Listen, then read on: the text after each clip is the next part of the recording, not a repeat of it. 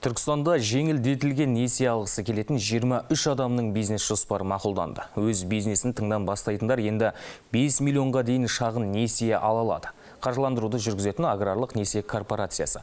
Қазір біртіндеп өтініш білдірген жастардың жобалары қолдау тауып жатыр. Мамандардың айтуынша 256 жас кеңес алуға келген болса, 130 тұрғын арнайы өтінім қалдырған. Бизнеске бет бұрған жастардың ұсынған жобаларының дені қызмет көрсету, тағам өндірісі, мал шаруашылығы мен сауда-саттыққа қатысты.